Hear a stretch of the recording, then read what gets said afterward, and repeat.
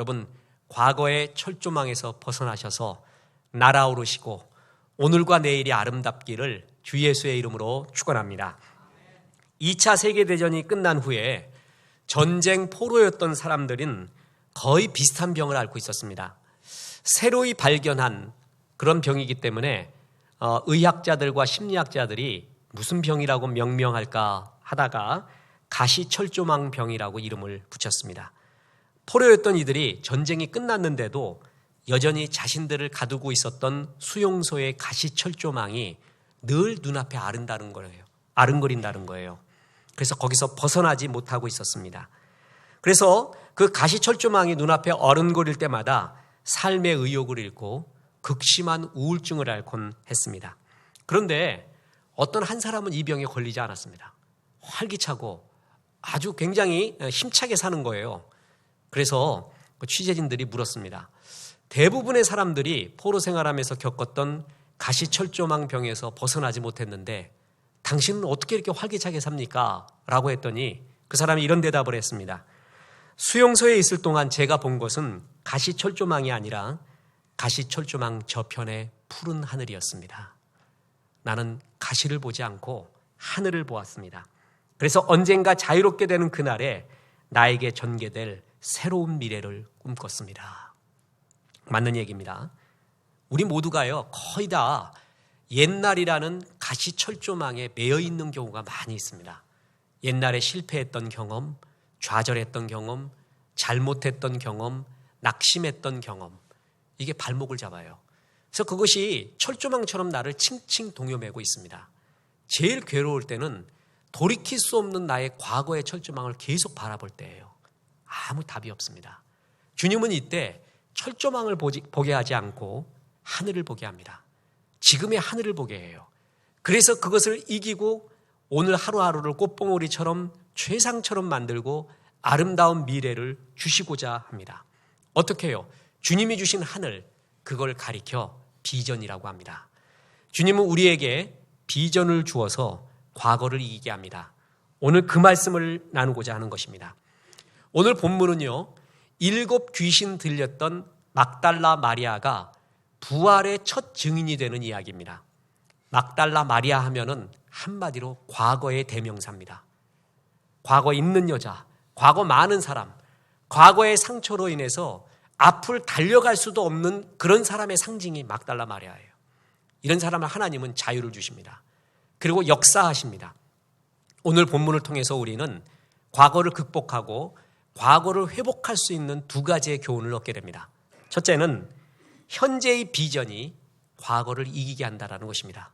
2번째, 이 비전을 위해 낙심하지 말고 적극적으로 강구하라는 것입니다. 이 2가지의 교훈을 차례대로 살펴보려고 합니다. 첫째, 현재의 비전이 과거를 이기게 합니다. 아까 과거 철조망 병이 있었다고 했죠. 철조망 가시병에 걸리면 대개 6, 7가지의 극악적인 이러한 증상이 나타납니다. 첫째, 죄책감입니다. 둘째, 분노입니다. 여러분, 이 분노가 무서운 거는요, 용서하지 못하고 가슴에 품고 있는 분노는 항상 폭발하게 돼 있거든요. 근데 누구한테 폭발하느냐? 가장 가까운 사람한테 폭발해요. 남편한테, 아내한테, 자식한테 폭발합니다. 분노가 전이 되는 거예요. 이게 무섭습니다. 또 하나, 열등감에 시달리게 됩니다. 또 하나, 두려움에 시달려서 소심하고 방어적이 됩니다. 걱정, 근심, 스트레스가 그 얼굴에서, 심령에서 떠나지 않습니다. 또 하나, 굶주린 마음이 생깁니다. 여러분, 배고프면 다른 거 아무것도 생각 안 나죠? 이래 아픔에 굶주리잖아요. 그리고 뭔가 벗어나고 싶다라는 그 굶주림 속에서 엉뚱한 걸 선택하게 됩니다. 굶주림이 무섭습니다. 또 하나가 거절당하는 패배감에 사로잡히게 됩니다. 나는 거절당했다. 그때 그 패배감은 무기력증과 우울증으로 이어집니다. 이런 과거의 모습이 우리를 칭칭 동여매고 있습니다. 그런데 성경은 분명히 우리의 과거의 잘못이나 문제들은 회개함으로 해결됐다고, 법적으로 해결됐다고 분명히 선언하고 있습니다.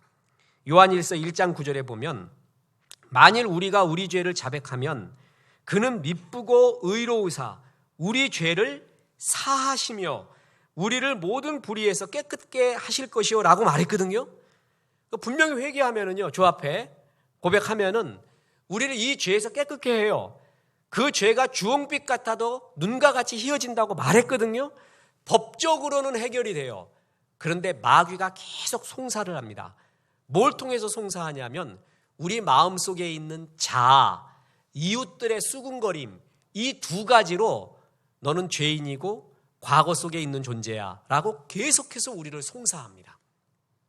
마귀와 마귀에게 쓰임받는 사람의 특징이 뭔지 아십니까? 흠집 내기의 왕이에요. 아름답게 안 봐요. 뭐든지 흠집을 내려고 합니다. 하나님의 통치에 대해서도 역사하심에 대해서도 항상 흠을 냅니다. 하나님이 틀렸대요. 옳지 않대요. 부족하대요. 하나님 그것은 맞지 않대요. 예를 들면은 욥이 순종을 했지 않습니까? 그럼 참 아름답다 이렇게 봐줘야 돼요. 그런데 욥기 1장 9절에 이렇게 말합니다. 사탄이 여호와께 대답하여 이르되 욥이 어찌 까닭 없이 하나님을 경외하리이까? 하나님이 축복하실 만한 어떤 여건을 줬으니까 순종하는 거지 그 여건을 빼버리면 욥은 순종하지 않습니다. 이렇게 흠집을 내요. 뿐만 아니라 하나님에 대해서도 흠집을 내는데 하나님이 선악과 먹지 말라고 했죠. 그런데 그 선악과 먹지 말라는 말 앞에 동산 모든 실과를 다 먹으라 그래요. 그래서 선악과만 먹지 마라. 방점이 뭐냐 하면은 모든 실과를 먹을 수 있다는 자유에 있어요. 근데 마귀는 선악과 먹지 말라는 뒤에 거 하나 가지고 물고 늘어집니다. 흠집을 냅니다. 그래서 보세요. 창세기 3장 1절에 보면 그런데 뱀은 여호와 하나님이 지으신 들짐승 중에 가장 강교하니라. 뱀이 여자에게 물어 이르되 하나님이 참으로 너희에게 동산 모든 나무 열매를 먹지 말라 하시더냐? 참으로 이런 말을 했죠. 하나님의 이미지를 잔인하게 묘사하는 거예요. 야, 진짜 하나님이 참 그러냐? 이런 식으로 살짝 흠을 내요. 뿐만 아니라 하나님은 모든 동산 나무 실과를 먹으라 그랬죠. 마귀는 뭐라고 말하냐면 모든 나무의 열매를 먹지 말라 하더냐? 뭐만 먹지 말라 그랬어요? 선악과만. 근데 마귀는 과장 확대합니다. 이런 식으로 해서 하나님의 통치를 흠집내요. 믿지 못할 만한 존재, 항상 사사건건 간섭하는 존재, 뭔가 화끈하게 주지 않는 존재, 방해하는 하나님, 이런 식으로 만들어요. 이렇게 말하면서요, 하나님이 예수 그리스도의 십자가의 보혈의 피로 너희 죄를 용서했다 하는 것도 받아들이지 않게 해요. 야, 세상에 그런 게 어딨냐? 네 죄가 정말 주홍이 아니라 붉을 정도가 아니라 검다. 그 죄가 사해져? 너의 실패가 그 정도로 큰데 네 죄가, 너의 실패가 하해져? 그렇게 쉬운 게 어딨니? 그런 건 있을 수도 없어. 이런 식으로 흠집을 내버려요. 주의 말씀에 대해서. 이게 마귀가 하는 짓입니다. 그건 말도 안 된다고 합니다. 그러면서 분명히 법적으로 나는 가시철조망에서 자유로운 존재가 됐어요. 근데 계속 그게 생각나게 해요. 두 가지를 통해서. 뭐예요? 나의 자아예요. 그리고 이웃들의 수군거림이에요. 이걸 통해서 법적으로 자유가 된 나를 자유를 못 누리게 합니다. 이게 마귀 짓입니다. 자, 그런데 우리 하나님은요, 하나님을 가리켜 우리가 선하시고 인자하신 분이라고 말하죠. 선하신 존재라는 게 뭐냐면 토브라는 건데, 이걸 인간에 적용하면은 우리에게 최고의 것을 충분히 주신다는 개념입니다. 네가 잘 되기 원한다는 개념이 토브예요. 하나님은 우리가 잘 되고 그러기 위해서 최고의 것을 주신대요. 뿐만 아니라 인자하신 하나님이라 그러거든요. 이거 히브리어로 헤세드라고 합니다. 신약 성경에서 하나님의 사랑을 표현할 때 아카파오, 아가페라고 합니다. 그러면 구약에서는 뭐냐? 그게 헤세드예요. 헤세드와 아가페가 거의 동일한 개념이에요. 그게 사랑이거든요. 그래서 시편 23편 6절에 보면 내 평생에 선하심과 인자하심이 반드시 나를 따르리니 내가 여호와의 집에 영원히 살리로다. 내 평생에 하나님의 선하심과 인자하심이 평생에 따른다고 했어요. 선하심, 아까 말했죠? 토부입니다. 나를 잘되게 하기를 원하는 마음, 나를 잘되게 하기 위해서 최고의 것을 충분히 주는 것이 나의 평생에 따른대요. 그리고 인자하심이 따른다고 그랬죠. 이 인자하심이 참 멋집니다. 여러분, 영어 조금 아는 분들은 좋은 영어 번역 성경 하나를 소개해 줍니다. 뭐 지금 RSV, NIV, 킹 제임스 버전 여러 개가 나오고 있잖아요. 그런데 지금 나오는 것들 중에서 New Living Translation이라고 NLT라는 것이 있습니다. 이게 번역 잘 됐습니다. 그 원어에 가깝게 번역했고 또 뭐냐면은 문체도 많이 살려줬어요. 그 NLT에서요 시편 23편 6절을 이렇게 말합니다. Your goodness and unfailing love will pursue me all the day of my life. 선하심과 인자하심을, 선하심은 goodness 똑같아요. 다른 번역하고. 근데 인자하심을 뭘로 번역했냐면 unfailing love래요. 실패하지 않는 사랑. 멋진 표현이에요. 하나님은 나를 정말 잘 되기를 원하고 그래서 최고의 거를 주거든요. 그게 주의 사랑이고 마음이에요. 그 사랑의 마음이 네 평생에 실패하지 않는데요. 하나님의 사랑은, 마음은 실패하지 않는데요. 이 마음이 얼마나 좋은지 모릅니다. 네가 잘 되기를 원하는데 그 사랑의 마음이 결코 실패하지 않게 너를 지켜주리라. Your goodness and unfailing love will pursue me. 너를 추적하리니 all the day of my life. 내 평생에 주님의 이 인자하심과 사랑이 나를 끝까지 추적하겠다는 거예요. 네가 아무리 과거의 철조망에 매여 있어서 헤매인다 할지라도 주님은 그걸 헤쳐주고 내가 널 사랑하는 것이 실패하지 않게 이기게 해준다는 거예요. 그래서 뭘 주냐 하면은 법적으로 우리에게 자유를 줬잖아요. 십자가를 통해서. 그런데도 자아의 송사를 받고 이웃의 송사를 받잖아요. 그래서 이 모든 걸 완벽하게 해결해 주기 위해서 주님이 끝까지 나에게 주고자 하는 게 뭐예요? 그게 바로 비전이라는 거예요. 비전. 현재의 비전이라는 거예요. 자, 법적으로는 해결됐어요. 그러나 끝없이 송사당하고 있어요. 이것마저도 벗어나기 위해서 너에게 현재의 비전을 준다는 것이에요. 마리아 보세요. 요한복음 20장 16절 18절 우리가 오늘 읽었던 본문 다시 한번 보세요. 예수께서 마리아야 하시거늘 마리아가 돌이켜 히브리 말로 라보니 하니 예수께서 이르시되 나를 붙들지 말라. 내가 아직 아버지께로 올라가지 아니하였노라. 자, 그 다음에 보세요. 너는 내 형제들에게 가서 이르되 내가 내 아버지 곧 너희 아버지 내 하나님 곧 너희 하나님께로 올라간다 하라 하시니 뭘 지금 말하는 거예요? 부활하시는 예수님을 형제들에게 말해다오. 비전을 주는 거예요. 여러분, 마리아는 이제 부활의 첫 증인이 됩니다. 하시니 막달라 마리아가 가서 제자들에게 내가 주를 보았다 하고 또 주께서 자기에게 이렇게 말씀하셨다 이르니라. 베드로, 야고보, 요한도 모르고 있어요. 그거를 누가 말해줘요? 막달라 마리아가 말해줘요. 하나님은 막달라 마리아에게 비전을 주면서 과거를 완전히 벗어나게 합니다. 막달라 마리아는요 7 귀신 들렸어요. 예수의 사랑과 용서하심을 받고 새 사람 됐다고요? 법적으로 서는데도 사람들이 인정해 주지 않아요. 내 부정적인 자아도 인정이 안 돼요. 법적으로 해결돼도 가시철조망이 나를 두르고 있는 거예요. 막달라 마리아 그러면 생각나는 게 7 귀신이에요.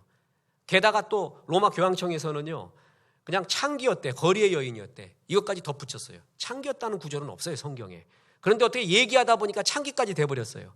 사람들은 그렇게 죄성이 있어서 사람을 끝까지 더 흠집내기를 원하거든요. 막달라 마리아 그럼 딴 생각 없어요. 7 귀신 들렸던 여자, 창기였던 여자. 이 꼬리표가 너무나 강해요. 꼬리표가. 이 꼬리표. 이거 떼기가 정말 어려운 거예요. 네, 여러분 이 세상에서요 아무리 강한 또 꼬리표가 있어도 죽고 나면 끝이야. 그죠? 죽음보다 강한 꼬리표는 없습니다. 이 세상 인간을 지배하는 수많은 법칙들이 있거든요. 그 법칙 중에 죽음의 법칙보다 강한 법칙은 없어요. 전부 이 법칙에 다 지게끔 돼 있어요. 죽음, 사망보다 강한 법칙은 없습니다. 요즘 유행하는 말로 지랄 총량의 법칙이라고 있다고 합니다. 평생에 하는 지랄의 양은 똑같대요. 어릴 때 지랄하는 놈은 나이 들어서 안 하고 나이 들어서 착한 애들은 나이 어려서 지랄하지 않는 사람은 나이 들어서 지랄하는데 그래서 재보면 지랄 총량의 법칙 똑같대요. 그런 거 하는 사람이 그냥 지어낸 말이죠. 그런데 더 성경적으로 가까운 말은 나이 평균의 법칙이라는 게 있어요. 나이 들수록 평균에 가까워진대요. 60 넘으면서 70 넘으면서부터 비슷해진대요. 서로 먹는 것도 비슷하고 자는 것도 비슷하고 생각하는 것도 비슷하고 비슷비슷해서 산에 있으나 집에 있으나 비슷한 사람도 많이 있대요. 그래서 나이가 들수록 평균에 가까워지거든요. 제일 확실한 평균이 뭐예요? 죽음이에요. 죽음. 죽고 나면 끝나요. 다 똑같아져요. 죽음보다 강한 건 없어요. 어떤 꼬리표도 죽고 나면 끝나요. 잘 들어보세요. 그런데 부활이 뭡니까? 부활은 죽음의 극복입니다. 십자가는 죄의 극복이거든요. 그리고 부활은 죽음의 극복이에요. 그러면 죽음까지도 이긴 게 부활이에요. 이 부활의 첫 증인이 된 여자가 누구예요? 막달라 마리아예요. 하나님은 그 특권을, 그 아름다움을 준 거예요. 더 쉽게 이야기할까요? 과거보다 더 강한 현재의 비전, 과거의 스토리보다 더 막강한 현재의 스토리, 그걸 준 거예요. 과거의 스토리 아무리 얘기해봤자 사람들이 그거 기억도 안 나게 만들어요. 왜냐하면 현재의 스토리가 너무나 강해서. 그 현재의 스토리가 뭐예요? 부활이에요. 부활. 부활에 대한 첫 증인이 되었다는 거예요. 마리아가. 세상에 인류 역사에 이런 건 없었어요. 예수님으로 인해서 생겨난 최고 인류의 역사인데 그 역사의 첫 증인자 막달라 마리아지 7 귀신 들렸던 마리아가 아니라는 거예요. 주님의 죄 용서를 주기고 나서 양심과 자아와 또한 이웃과의 송사까지도 완전히 해결해 준 하나님의 비전, 부활의 증인이 되라. 그 비전 주면서 그래서 막달라 마리아가 제자들에게 말함과 동시에 비전을 실현함과 동시에 과거로부터 완전히 해결되는 겁니다. 과거하고는 비교할 수 없는 막강한 현재의 스토리, 비전. 성령은 우리의 연약함을 도운다고 했습니다. 로마서 8장 26절에 보면 이와 같이 성령도 우리의 연약함을 도우시나니. 이 구절이 참 좋습니다. 도우신다는 단어의 원어가 순 안티 람바노마입니다. 순은 무엇과 함께라는 with라는 뜻이고 안티 잘 알죠? 반대, 내가 할 수 없는 반대쪽으로라는 말입니다. 람바노바, 로마, 번쩍 들어옮긴다는 거예요. 그래서 이 구절을 합쳐보면 뭐냐면 내 힘으로 갈 수 없는 반대편으로 하나님이 번쩍 들어 옮겨 놓으신다. 그게 성령이 우리 연약함을 도운다는 거예요. 여러분, 현재는 내가 하기 나름입니다. 변할 수 있습니다. 미래도 내가 하기 나름이거든요. 내가 꼼짝 못하는 게 있어요. 과거예요. 과거는 꼼짝 못합니다. 이미 뱉어놓은 말, 이미 실수한 일들, 실패한 일들, 잘못된 일들은 누가 뭐래도 돌이킬 수 없어요. 그런데 성령님은 내가 돌이킬 수 없는 그것까지도 번쩍 들어갔고 반대편으로 들어 옮겨버리겠다는 거예요. 이게 우리의 연약함을 도우신다는 거거든요. 내가 돌이킬 수 없는 과거가 있어요, 분명히. 그러나 하나님은 더 큰 비전을 주셔서, 더 큰 역사하심을 주셔서 사람들이 또 내 자아가 과거를 생각지도 못하게 만드는 하나님의 비전을 주신다는 거예요.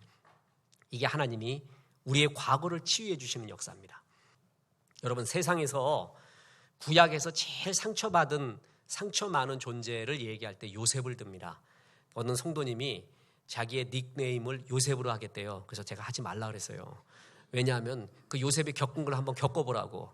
요셉의 마지막만 보지 말고 중간 겪은 걸 생각해 보라고. 그러니까 이분이 은혜 받고 아니, 이제 요셉으로 안 해요. 전에는 명함에다 요셉으로 팠는데 이제 요셉 지워버렸어. 그 요셉이 그렇게 상처가 많았잖아요. 그 상처를 이기고 형제들을 용서할 수 있었던 게 뭐예요? 비전을 붙잡은 거예요. 내 개인의 힘으로 안 돼요. 형님들이 날 팔았다고 생각하지 마시면, 나 그렇게 생각 안 합니다. 우리 민족 구원하려고 하나님이 나를 애굽에 먼저 보낸 걸로 나 그렇게 해석합니다. 그렇게 형님들 염려하지 마십시오. 비전이 용서를 줍니다. 현재의 비전이 과거의 상처를 이기게 한다는 것입니다. 지금 요즘 가장 재미있게 읽는 책 중에 하나가 뭐냐면 알프레드 아들러와 지그몬트 프로이드의 후예들이 싸우는 책이에요. 제가 이제 싸운다는 표현인데, 기시미 이치로라는 일본의 작가가 알프레드 아들러의 전도사라고 말할 정도로 아들러 그 이론을 갖고 막 미움받을 용기, 그 이후로 5권인가 더 나와서, 그래가지고 그거를 막 베스트셀러 정도가 아니라 슈퍼셀러가 되지 않았습니까? 그래갖고 그 아들러의 이론이 넘쳐나니까 아들러가 막 은근히 까는 게 프로이드예요. 그러니까 프로이드의 후예들이 나타나서 너희만 최고냐, 우리도 상처를 치유할 수 있다, 이러면서 서로 막 붙었어요, 책들이. 그걸 서로 읽는 게 굉장히 즐거움입니다. 어찌됐든 아들러도 처음에는 프로이드의 정신학회에 있었어요. 그러다가 이건 아니다 싶어서 나와서 개인 심리학을 시작을 했죠. 프로이드는요, 한마디로 과거의 트라우마, 그게 날 지배한다는 거예요. 그래서 이거를 원인론이라고 합니다.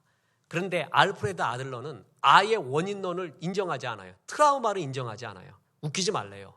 현재의 나의 목적, 나의 비전이 트라우마를 이긴대요. 그래서 목적론을 주창하게 됩니다. 그래서 이 아들러를 가리켜 현재 자기개발서의 아버지라고 말해요. 지금 우리가 시중에 나가면 수없이 보는 게 자기개발서거든요. 거기에 이론적 토대가 알프레드 아들러에서 나왔다, 이 정도예요. 그런데 이 자기개발서보다 좀 더 학문적이고 체계적인 것이 뭐냐면 긍정심리학이라는 것이 있습니다. 마틴 셜리그만, 이 사람이 학습된 무기력으로 대중적으로 유명해진 사람이거든요. 이 사람에 의해서 긍정심리학이라는 것이 시작이 됐는데 자기개발서보다 한 걸음 더 나갑니다. 자기개발서가 굉장히 어떤 근거가 빈약한 게 많아요. 근데 철학, 심리학, 임상실험적 근거를 다 제시하면서 과학적 이런 자기개발적 행복, 긍정심리학을 제시한 게 긍정심리학이에요. 여러분 잘 아는 몰입의 즐거움, 미하이 칙센트 미하이 있지 않습니까? 그 사람도 긍정심리학자입니다. 자기가 거기 영향을 받았고 특히 하버드의 3대 명강의 중에 하나인 행복학을 강의했던 탈 벤스 하르, 그 사람도 자기가 행복학을 하게 된 근거가 긍정심리학에서 나왔다는 거예요. 자, 그런데 그 긍정심리학의 주된 이런 주장이 뭔지 아십니까? 과거의 상처를 극복하고 현재와 미래로 나가는 게 아니라는 거예요. 현재를 이길 때 과거를 이긴다는 거예요. 완전히 패러다임을 바꿔버렸어요. 그러니까 과거의 트라우마와 상처를 이겨라. 그래서 현재를 이겨가라. 미래도 아름답게 꾸며가라. 이게 전의 방법론이었다는 거예요. 근데 아니라는 거예요. 과거 이길 수 없다는 거예요. 돌이킬 수도 없다는 거예요. 현재의 아름다운 목적을 추구할 때 과거가 잊혀지고 이겨진다는 거예요. 굉장한 변화거든요. 이것이 오히려 어떻게 보면은 성경적으로 맞습니다. 우리는 과거를 돌이킬 수가 없어요. 예수 그리스도의 십자가의 보혈의 피로 우리는 죄 용서를 받았어요. 그러나 내 자아와 이웃은 송사하죠. 주님은 그런 우리에게 현재의 비전을 줘요. 과거보다 더 강력한, 과거의 스토리보다 더 강력한 현재의 스토리를 줘요. 그래서 그 비전을 추구할 때 과거는 그냥 없어져 가요. 그냥 그것은 기억이 안 날 정도로 강력하게 현재의 비전을 줍니다. 아무리 초라한 꽃이라도요, 현재 피어있는 꽃이 향기가 아름답습니다. 아무리 아름다운 꽃이라도요, 장미 백합이라도 옛날의 장미 백합 냄새만 맡아봐요, 악취가 납니다. 현재의 향기가 최고입니다. 여러분, 제가 많은 책을 목회를 위해서도 그 무엇보다 내 자신을 위해서도 읽어댑니다. 그런데 날 보고 네가 읽었던 책 중에서 제일 기억에 남는 인문학 책이 뭐냐라고 하면은 너무나 의외예요. 정말 기라성 같은 많은 사람들이 있거든요. 근데 너무나 평범한 한 구절에 정말 피리 꽂혔어요. 뭐라고 그러냐면, 너 현재에 승리하면 과거의 실패는 아무도 기억하지 않는다. 그거 한 구절이에요. 근데 거기에 무슨 징을 꾹 맞은 것 같았어요. 크게 하나 맞은 것 같은 감동을 받은 적이 있습니다. 현재 성공하잖아요. 지금 승리하잖아요. 과거에 네가 실패했다는 걸 기억하지 않습니다. 굉장히 중요한 말입니다.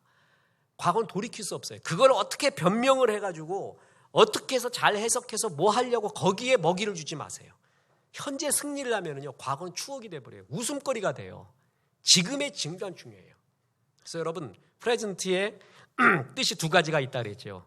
하나가 뭐예요? 현재고 또 하나가 뭐예요? 선물이에요. 주님이 과거를 잊기 위해서 주신 것이 현재라는 선물입니다. 현재의 비전이에요. 주님 마찬가지입니다. 우리 주님은 돌아온 탕자를 보고요, 이런 말 하지 않습니다. 이 녀석아 어떻게 된 거냐? 그동안 잘 지냈냐? 그 많은 돈은 어떻게 했냐? 남은 건 없냐? 이런 말 하지 않아요. 그냥 탕자가 돌아오자마자 하는 말이 뭐예요? 자, 살찐 소 잡아라. 어서 잡아라. 그냥 아버지는 그 말만 합니다. 돌아온 베드로를 향해 주님이 이런 말씀하지 않습니다. 얘야, 이제 정신 좀 드냐? 다시 이제 안 그러겠지? 절대 그러면 안 돼. 이제 얼마큼 깨달았느냐? 이런 것도 묻지 않습니다. 지금 네가 날 사랑하니? 주님은 그것만 묻습니다. 여러분, 마귀는 끝없이 나를 가시철조망으로 끌고 가요. 과거로. 꼼짝 못하게 해요. 무기력과 좌절, 우울감 속에서 꼼짝 못하게 해요. 주님은 그 가운데 하늘을 보여주세요. 그게 뭐냐 하면 비전이에요.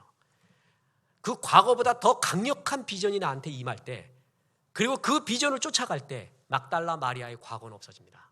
기억하지 않습니다. 7 귀신 들렸던 여자가 아니에요. 과장 확대되어서 창기였던 여자도 아니라 그녀는 부활의 첫 증인입니다. 하늘나라에서는 그냥 부활의 첫 증인이에요. 그렇게 주님이 자리매김을 바꿔줍니다. 나의 과거를 이기는 것, 예수 그리스도의 십자가, 그리고 하나님이 주시는 현재의 비전입니다. 이제 끝으로 그러기 위해서 어떻게 해야 되느냐? 비전을 위해서 낙심치 말고 적극적으로 간구하라는 것입니다. 여러분, 요셉이 비전을 받았다, 꿈을 꿨다. 지금 현대의 말로 하면은 말씀 받았다는 얘기입니다. 예배 신실하게 드릴 때 정말 강력하게 다가오는 말씀의 필이 있어요. 비전이 있어요. 그걸 붙잡아야 돼요. 낙심하지 말고 이걸 붙잡기 위해서 적극성을 띄어야 됩니다. 마리아 보세요. 7 귀신 들렸죠? 예수님 찾아가요. 모든 문제의 해결이 뭔지 아세요? 예수님 찾아오는 것부터예요. 사울 왕의 문제가 뭔지 아세요? 하나님을 찾지 않고 어디를 가버려요? 엔돌의 신접한 여인한테 가요. 문제는 누구에게나 있어요. 근데 해결은 예수께 가야 돼요. 하나님께 가야 돼요. 예배의 자리에 와야 되죠. 마리아는 예수께로 갔어요. 향유합을 부어버리는, 깨서 부어버리는 적극성이 있었어요. 예수님이 십자가에 죽으세요. 그까지 쫓아가요. 예수님이 십자가에 죽고 난 다음에 무덤에 갇히셨어요. 거기까지 가요. 무덤까지. 이 마리아의 적극성, 실망하지 않고 낙심하지 않고 끝까지 주님을 쫓아가는, 사랑하는 이 적극성을 보세요. 이때 역사가 일어나는 겁니다. 여러분, 세들백 교회의 릭 워런 목사님 잘 아시죠?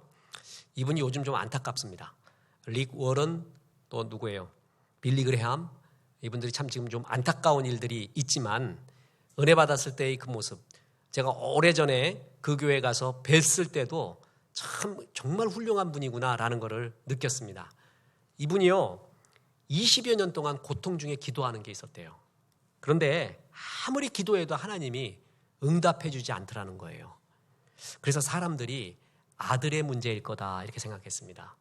왜냐하면 그 집안이 보통 집안, 또한 우울증 앓는 집안의 3배 정도의 우울증이 많대요.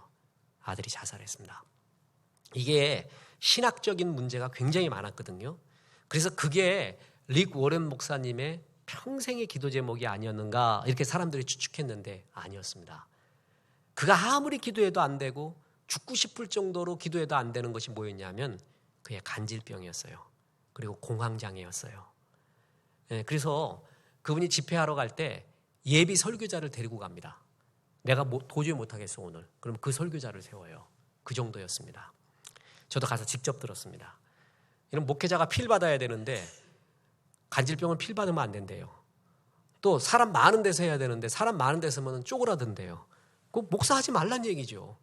그러니까 니고렌이 그렇게 말한 거예요. 나 목사하지 말라는 얘기입니까 하나님? 이거 뭡니까? 이러고 나니까 그 목적이 이끄는 삶이 세계적인 슈퍼셀러가 되지 않았습니까? 그 인세가 어마어마했어요. 어마어마했어요. 목사님 그거 그냥 마음에도 안 두고 아프리카 선교위에 다 내놔버렸어요. 돈이 뭐 필요하냐는 거예요. 의미 없다는 거예요. 야, 대단하죠. 하나님이 그냥 그런 고난 가운데는 진짜를 발견하기 때문에 이거 의미 없다고 다 내놓게 해요. 대단한 하나님이에요. 이렇게 이가 죽고 싶을 정도로 이걸 벗어나지 못했대요. 참 굉장히 인간적이지 않습니까? 그래서 목사님들이 모였어요. 그랬더니 대개 세계적으로 목사님들이 모여서 배우러 왔다 그러면은 한 수 가르쳐줘요. 그 대감 목사님이. 근데 이분은 뭐라 그러냐면 아유, 세계에서 목사님들이 모였으니 너무나 좋대. 날 위해 기도해달래. 자기를 위해 기도해달래요. 네, 그때 뭔가 다른 리더십을 느꼈어요. 아, 저 겸손함, 주 앞에 진솔함, 그게 정말 굉장히 임팩트 있게 다가왔거든요. 세계에서 목사들 모였으니까 날 위해 기도해주면 될 거래. 그 정도로 고통스러웠던 거예요. 그런데 이분이 그런 가운데서도 삶을 포기하지 않았던 이유를 간증합니다. 그게 뭐냐면 누가복음 18장에 나오는 불의한 재판관과 과부의 간청 이야기 아시죠? 그 이야기 속에서 불의한 재판관이라 할지라도 과부가 그렇게 미망인이 간청을 할 때 들어주더라 이거죠. 그러면 하물며 좋으신 아버지 하나님이 들어주지 않겠느냐?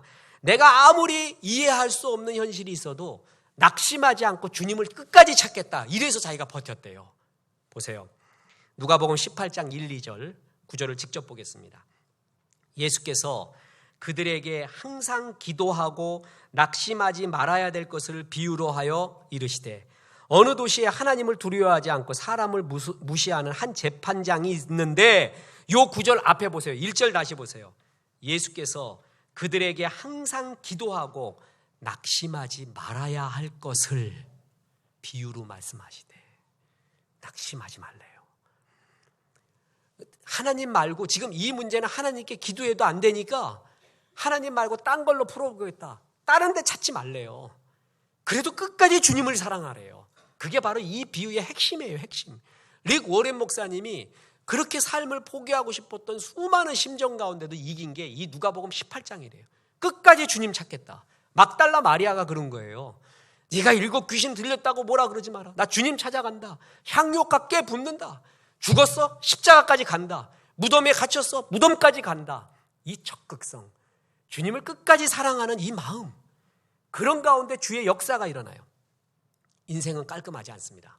목사인 저도 이해할 수 없고 신명기적인 공식이 깨지는 경우가 너무나 많습니다. 내 뜻대로 되는 게 아닙니다.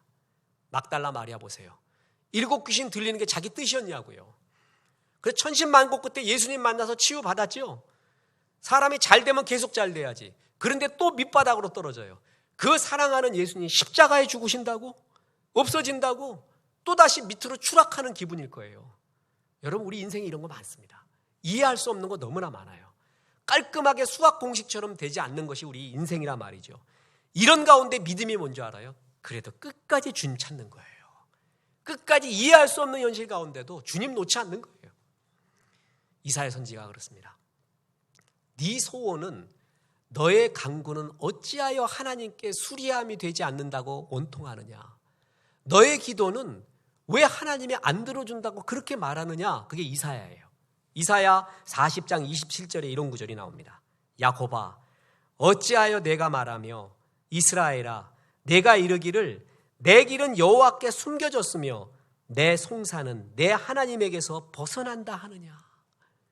옛날 성경이 더 맞아요. 네 원통함이 어떻게 하나님 앞에 수리함이 되지 않는다고 말하더냐? 내 기도는 왜 안 들어주느냐? 이랬거든요. 그래도 아니래요. 끝까지 간구하래요. 하나님을 끝까지 앙망하래요. 그러면서 이사야 40장 31절에 이런 구절이 나옵니다. 오직 여호와를 앙망하는 자는 새 힘을 얻으리니 독수리가 날개치며 올라감 같을 것이요 다른 박질하여도 곤비하지 아니하겠고 걸어가도 피곤치 아니하리로다. 우리가 너무나 잘 아는 구절이잖아요. 주일학교 찬송도 나오고. 이 구절이 나오게 된 컨텍스트가 뭐예요? 내 소원은 하나님께 수리함이 되지 않는다. 내 원통함은 하나님이 안 들어주는 것 같다. 그런 가운데서도 끝까지 주님을 의리했던 거예요. 그게 여호와를 앙망하는 자예요. 그래서 끝까지 여호와를 앙망했던 자는 결국은 뭐라고요? 새 힘을 얻으리니 독수리의 날개 도침같이 날개침이 올라간 같이 올라갈 것이요. 이때 이 구절이 나오는 것입니다. 막달라 마리아 보십시오. 실망하지 않고 낙심하지 않았어요. 불의한 재판관에게도 끝까지 간구했던 이 미망인의 간구를 보십시오. 그걸 보며 은혜를 받고 삶을 포기하지 않았던 릭 워런 목사님을 보십시오. 내 원통함이 나는 도저히 이 구렁텅이에서 해결될 수 없는 것 같다고요. 기도 많이 해봤다고요. 겨우 그 정도 해봤냐고요. 끝까지 하는 거예요. 끝까지 해보는 거예요. 주님 끝까지 사랑하는 거예요. 예수님이 어떤 존재예요? 우리를 사랑하실 때 뭐라 그랬어요? 끝까지 사랑한다 그러죠. 이 구절을 읽으면 눈물이 나요. 그냥 중간에 포기해버리고 새로 시작하지 않고 끝까지 사랑한대요. 끝까지. 나를 절대 포기하지 않는데요. Your goodness and unfailing love. 실패하지 않는 하나님의 사랑이 will pursue me. 나를 끝까지 쫓으리니 추격하리니. 그런 하나님을 끝까지 잡아야죠. 막달라 마리아처럼. 여러분, 이럴 때 비전이 강하게 임해요. 그래서 그 비전 보이고 그걸 쫓아갈 때 우리 과거는 다 해결됩니다. 내가 어찌할 수 없는 거를 성령님이 번쩍 들어서 주님의 푸른 동산으로 오히려 옮겨버린다는 것입니다. 미국이 지금 인디안들에 대한 반성을 많이 하고 있습니다. 특히 9.11 사태 이후로 여러 생각의 변화 중에 하나가 옛날 자기들이 좀 많이 핍박했던 인디안들의 정신세계에 대한 탐구가 많아서 인디안들의 잠언록의 3배가 급증했습니다. 미국 출판계에. 그중에 체로키 인디안 부족의 노인이 손자에게 가르친 삶의 이야기가 있습니다. 거기에 이런 말이 나옵니다. 인간의 마음속에는 늘 싸움이 일어나는데 2마리의 늑대가 싸우는 것과 같단다. 너무나 끔찍한 싸움이라 어느 한쪽이 이기면 다른 한쪽은 거의 죽게 된단다. 하나는 악마 같은 늑대놈인데 분노, 질투, 슬픔, 후회, 탐욕, 교만, 분개, 자기연민, 죄의식, 열등감, 거짓, 허영, 잘난 체 하는 것들, 자신의 거짓 자아를 나타내고 있단다. 그리고 또 한 놈은 선한 놈인데 기쁨, 평화, 사랑, 희망, 친절, 선의, 고요함, 겸손함, 동정함, 관대함, 진실, 연민, 신뢰를 나타낸단다.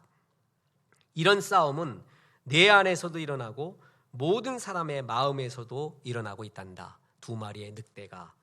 이야기를 듣고 있었던 손자가 그러면 어떤 늑대가 이깁니까? 라고 물었더니 노인이 간단히 말했습니다. 네가 먹이 주는 놈이 이긴다. 여러분, 악한 늑대한테 먹이 주잖아요. 그놈이 이깁니다. 선한 늑대한테 주면 그놈이 이겨요. 여러분, 과거에 먹이를 주지 마십시오. 그걸 주야로 묵상하며 나날이 좌절에 빠지지 마십시오. 현재의 먹이를 주십시오. 현재 주님 주시는 비전의 먹이를 주십시오. 그때 날아 올라갑니다. 그래서 막달라 마리아처럼 이제 7 귀신 들렸던 여인이 아니라 부활의 첫 증인 여인이 되어서 마음껏 날아오르기를 주 예수의 이름으로 축원합니다.